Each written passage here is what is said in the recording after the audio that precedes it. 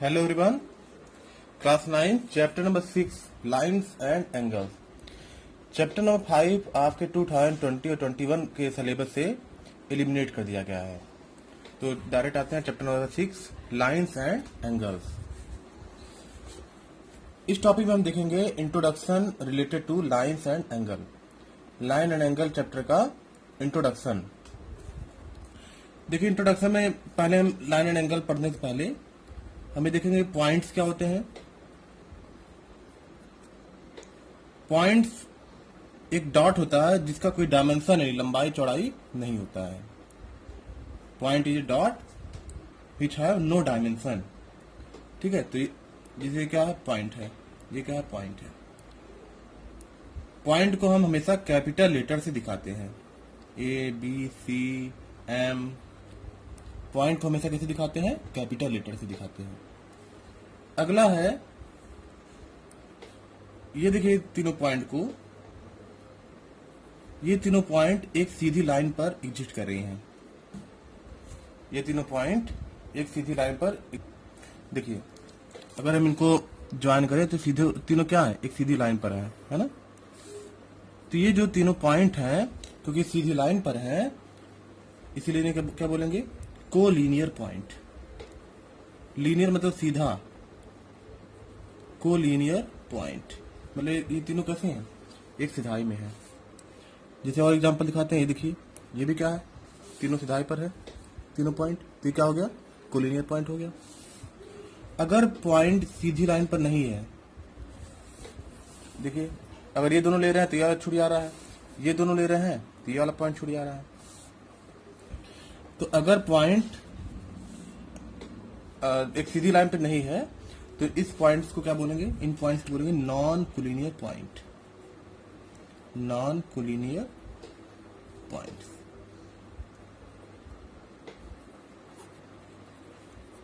A collinear point means when three or more points are lie on a same straight line, then these points are called collinear point. और जब three या more points straight line पर ना हो, एक सीधी रेखा भी ना हो, तो क्या बोलेंगे? नॉन कोलिनियर पॉइंट बोलेंगे। ये तो हो गया पॉइंट के बारे में।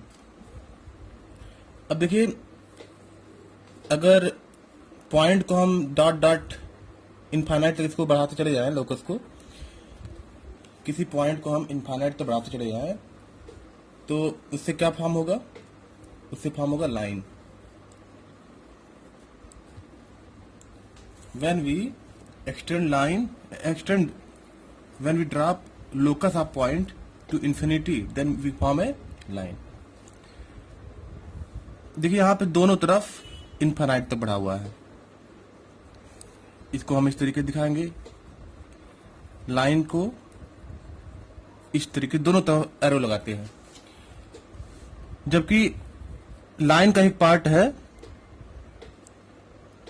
रे, इसमें देखिए केवल एक तरफ एरो लगा हुआ है। ये एरो बता रहा है कि इधर इनफाइनाइट तक ये एक्सटेंड होगा। ये डॉट बता रहा है कि यहाँ पर ये एंड हो जाएगा। यहाँ पे एंड हो रहा है, टर्मिनेट कर रहा है, यहाँ पे एंड नहीं हो रहा है। तो ऐसे पार्ट ऑफ लाइन क्या बोलेंगे? रे। इसको कैसे दिखाते हैं? इसको एरो इस तरीके से वन एरो दिखाते हैं। लाइन में दो एरो और रे में वन एरो।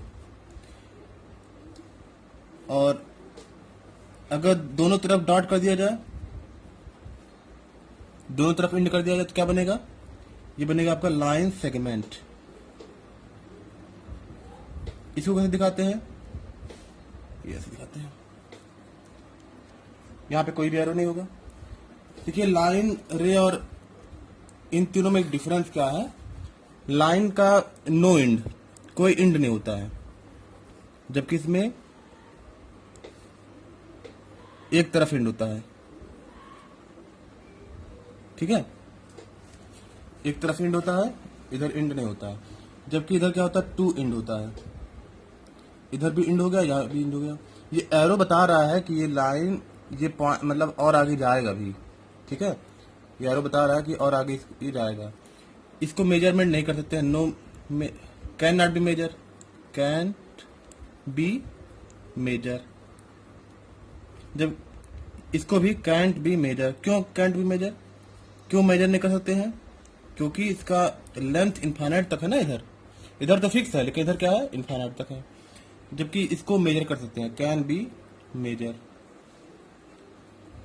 जब आपके टीचर्स कहते हैं कि 6 सेंटीमीटर का लाइन सेगमेंट बनाइए, तो क्या करते हैं आप? स्केल को लेते हैं, रूलर को 1.0 लगाते हैं और एक पॉइंट कहाँ लगाते हैं, 6 पे, और दोनों को ज्वाइन कर देते हैं।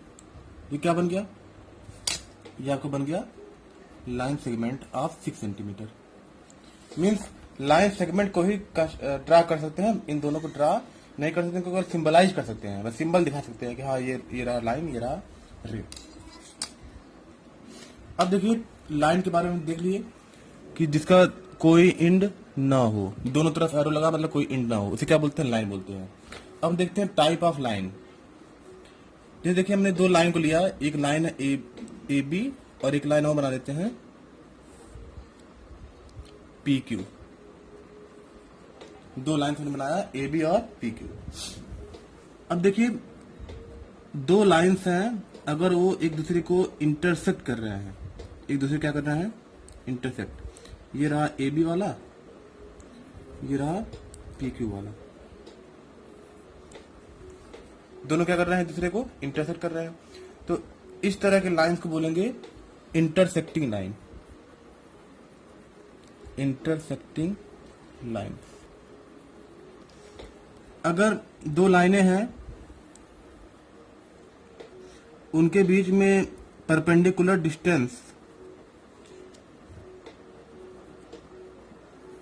अगर दो लाइनें हैं इनके बीच में परपेंडिकुलर डिस्टेंस हर जगह बराबर हो, मतलब ये अगर वो लाइनें हैं जो कभी इंटरसेक्ट न करें, उन्हें क्या बोलते हैं, the lines which never intersect each other, इसे क्या कहते हैं, parallel line. The lines which never intersect each other are called parallel lines. इनके बीच में जो परपेंडिकुलर डिस्टेंस होगा वो हर जगह क्या होगा, बराबर होगा।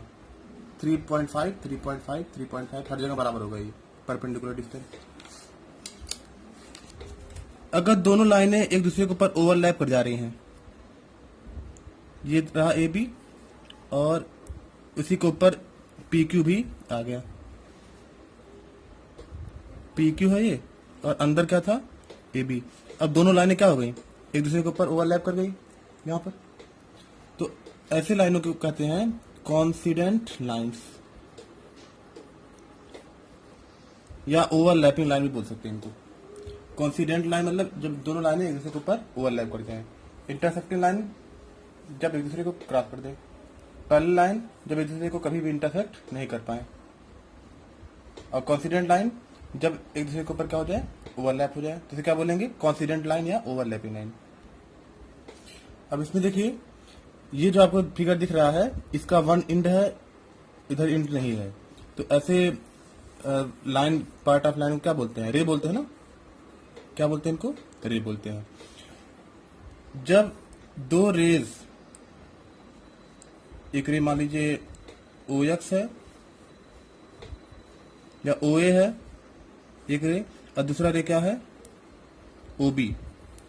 एक रे इधर है ओ बी और एक रे इधर है क्या है, ओ ए। जब दो रे किसी एक पॉइंट पे आके मिलते हैं तो वहां पे क्या फॉर्मेशन होता है, वहां पे एंगल का फॉर्मेशन होता है। ठीक है, एंगल का फॉर्मेशन कब होता है, जब दो रेस आके एक जगह पे कहीं मिलती हैं, तो क्या बनता है उससे, इससे बनता है एंगल। एंगल में दो आर्म होते हैं, आर्म 1 आर्म 2। एक आर्म कौन कौन से हैं, एक आर्म है ए बी और दूसरा आर्म क्या है, बी सी। और एक वर्टेक्स होता है, वर्टेक्स मतलब कोना, वर्टेक्स क्या है यहाँ पे, बी। ठीक है, तो ये रहा एंगल। अब अगला है type of angle, type of angle. Angle के टाइप देखिए, अगर एंगल दोनों रेज ओवरलैप कर जाएं, एक रे वाला दोनों रे क्या हो जाए, ओवरलैप कर जाए, तो वहां पे कितना एंगल बनेगा, 0 डिग्री, या इसको बोल सकते हैं 0 एंगल। थोड़ा सा मुंह खोल दीजिए तो क्या बनेगा, ये बनेगा आपका एक्यूट एंगल। ये 0 डिग्री से लेकर के 90 डिग्री के बीच में होता है, क्या बोलते हैं इसको, एक्यूट, या हिंदी में बोलते हैं न्यून कोण। अगर इस तरीके से परपेंडिकुलर बन गया तो इसे क्या बोलेंगे, 90 डिग्री या राइट एंगल बोलते हैं।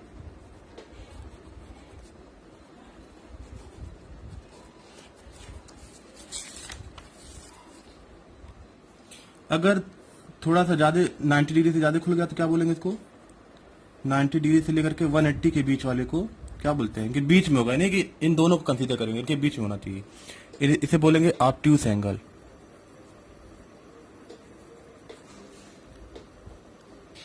अगर सीधा हो जाए एंगल, दोनों रे सीधे हो जाए एकदम, इस तरीके से एंगल बन रहा है, तो इसे क्या बोलेंगे, स्ट्रेट एंगल।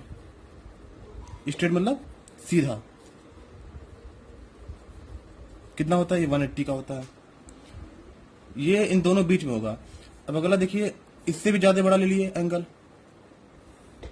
180 से लेकर के 360 के बीच में ले लिए, इनके बीच में, इन दोनों किनारे वाले को नहीं लेंगे, 181 से लेकर के 359 तक के, इन्हें क्या बोलेंगे, रिफ्लेक्स एंगल। रिफ्लेक्स एंगल ये कितने का होता है, 180 से लेकर के 360 के बीच में होता है। और अगर पूरा आर्म जो है, पूरा जो रे था पूरा घूम करके आ गया इधर ऐसे पूरा, तो इसे क्या बोलेंगे, 360 डिग्री या कंप्लीट एंगल। क्या बोलेंगे इसको, 360 या complete angle. Type of angle में देखा, 0 degree, 0 angle, acute angle, right angle, obtuse angle, straight angle, reflex angle और कंप्लीट एंगल। अब देखिए, अगर दो एंगल को लें और दो एंगल का सम 90 आ रहा है, अब एंगल को रिप्रेजेंट करना आप क्लास 7 8 तक पढ़ चुके हैं, क्लास 6 7 8 में तीनों पढ़ाया गया आपको। तो अगर दो एंगल का सम 90 आ रहा है तो इन दोनों को क्या बोलेंगे, कॉम्प्लीमेंट्री एंगल। क्या बोलेंगे इनको, कॉम्प्लीमेंट्री एंगल। अगर दो एंगल का सम 180 आ रहा है तो इन्हें क्या बोलेंगे, supplementary angle. Supplementary angle. 70 degree का कॉम्प्लीमेंट्री एंगल कितना हो जाएगा, ये हो जाएगा 20। क्यों, क्योंकि इसको 70 कॉम्प्लीमेंट्री एंगल जब पूछ रहा है, मतलब किसमें क्या ऐड करें कि क्या बन जाए, 90 बन जाए, क्या ऐड करें, 20। तो ऐसे ही 70 डिग्री का अगर आपको सप्लीमेंट्री एंगल निकालना है तो क्या बन जाएगा, कितना ऐड करें कि 180 बन जाए, 110। तो ये क्या हो जाएगा, ये दोनों पेयर ऑफ सप्लीमेंट्री एंगल, ये दोनों क्या बन जाएंगे, पेयर ऑफ कॉम्प्लीमेंट्री एंगल। यहां लिख देते हैं पेयर ऑफ। अब रिलेशन बिटवीन एंगल्स देखते हैं। रिलेशन बिटवीन एंगल्स अगर देखें तो 3 तरह के एंगल्स होते हैं। एक होता है बिटवीन 2 एंगल्स, यहाँ बात कर रहे हैं, रिलेशन बिटवीन एंगल्स, 2 एंगल्स की बात कर रहे हैं। तो देखिए, यहाँ पे एक एंगल है, यहाँ पे एंगल है।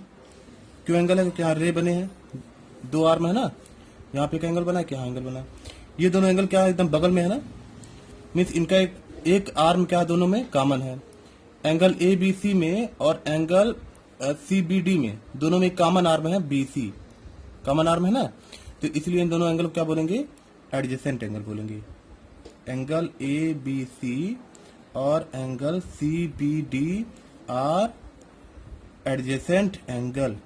क्या बोलेंगे इनको, एडजेसेंट एंगल बोलेंगे। क्यों, क्योंकि इनके बीच में जो कॉमन आर्म एक है, कॉमन आर्म, कौन सा कॉमन आर्म है, बी सी, ये क्या है, कॉमन आर्म है, इसीलिए। अब देखिए, इसमें अगला है, ये यहां पर भी दोनों एडजेसेंट एंगल है कि नहीं, यहां पे कॉमन एक आर्म है ना, लेकिन इन दोनों का सम अगर हम करेंगे तो एक, अगर हम ए ओ सी और बी ओ सी करेंगे, AOC और BOC करेंगे तो क्या मिलेगा हमें? एंगल AOB मिल रहा है, यानी 180 डिग्री मिल रहा है। किसी भी सीधी लाइन पर कितना एंगल होता है? 180 डिग्री होता है। तो यहाँ पे इन दोनों का सम कितना आ रहा है? इस 180 के बराबर आ रहा है ना, यानी इस लाइन के बराबर आ रहा है। अगर दो एंगल मिल करके एक लाइन फॉर्मेशन करते हैं तो उसे बोलते हैं लीनियर पेयर। क्या बोलेंगे इनको? Linear pair. क्योंकि लीनियर पेयर क्यों बोले? क्योंकि इन दोनों का सम क्या आया? 180 आया। अगर दो एंगल कहीं पर भी, एक angle one angle two angle है ना, दोनों मिलकर क्या बनाए? ये एंगल और एंगल मिला दिए क्या बन जाएगा? 180 बन जाएगा ना, यानी ये लाइन बना दिए। तो इन दोनों एंगल का बोलेंगे? लीनियर पेयर बोलेंगे। अगर दो इंटरसेक्टिंग लाइन ले रहे हैं तो ये जो एंगल बन रहा है, ये दोनों अपोजिट, इन्हें बोलेंगे वर्टिकली अपोजिट एंगल। जब दोनों दो लाइन इंटरसेक्ट कर रहा है तो क्या बनेगा? वर्टिकली अपोजिट एंगल बनेगा। वर्टिकली अपोजिट एंगल बनेगा। क्या बनेगा? वर्टिकली अपोजिट एंगल बनेगा। एक इधर भी बनेगा। ये दोनों क्या है? Vertically opposite angle. तो आपका AOD और BOC, ये दोनों आपका वर्टिकली अपोजिट एंगल। AOD और BOC ये आपका वर्टिकली अपोजिट एंगल। और इधर AOC और इधर BOD, ये दोनों में क्या होंगे? Vertically opposite angle. और देखिए वर्टिकली अपोजिट एंगल हमेशा क्या होते हैं? इक्वल होते हैं। मीन्स अगर आपका कहीं ऐसे इंटरसेक्टिंग लाइन दिया हुआ है, ये आपका 60 डिग्री दिया है और ये आपका पूछ रहा है, तो ये भी कितना हो जाएगा? 60 डिग्री हो जाएगा, दोनों बराबर होंगे। ऐसे यहाँ पर y दिया है, यहाँ पे 70 डिग्री दिया है, तो ये कितना हो जाएगा? ये भी y भी क्या हो जाएगा? 70 डिग्री हो जाएगा।